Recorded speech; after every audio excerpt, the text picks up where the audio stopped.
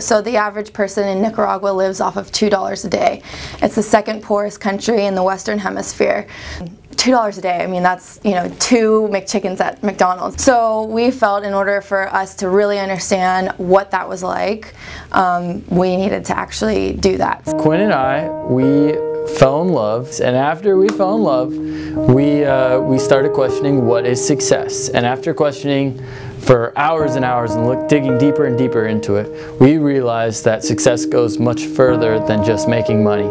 It's actually making an impact on the world and creating something bigger than us. And so we took a map of the world and said, where can we make a big impact and how can we get started on this? In May 2012, we packed our bags and booked a one-way ticket and hopped on that plane to Nicaragua.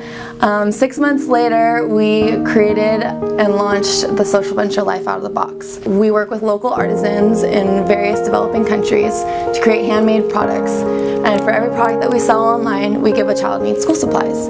Understanding that education can be used to help bring people out of poverty, we wanted to provide the students there with the tools that can help them further go after their dreams. I went all over these villages on foot, just asking every single person, trying to find the resources to develop bracelets, something so simple. The unique aspect of the business is that each bracelet has a unique number on it, which the customer can use that number, look it up on our website, and actually see the child that they give school supplies to. And we sold our very first bracelet to a woman in Washington, and right away we went and gave school supplies to a cute girl named Naomi in Masaya, Nicaragua. When she received her school supplies, she started dancing in the street, and right away we knew that we were on something big and we wanted to give to as many kids around the world as possible.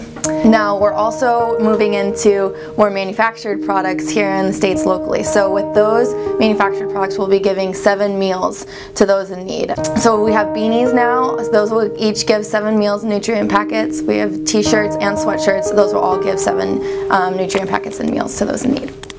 We speak with the directors of the nonprofits and we ask them, what exactly do the kids need? What you know, do you need the most? And they let us know after the next semester what exactly the kids need next. So after each semester we try to keep on providing the school supplies. How many times have you been asked, what do you want to be when you grow up?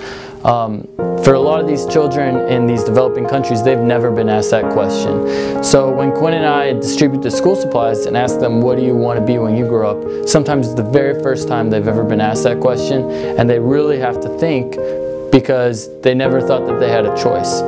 To us, it was more of a risk not going and never knowing than it was, you know, to go and completely fail. I think that it all just starts from a little bit of courage and really just asking and being honest with yourself. What exactly do you want to do with your life? If you couldn't fail, no matter what would you want to do? And we want to continue growing and expanding our giving to as many countries around the world as possible.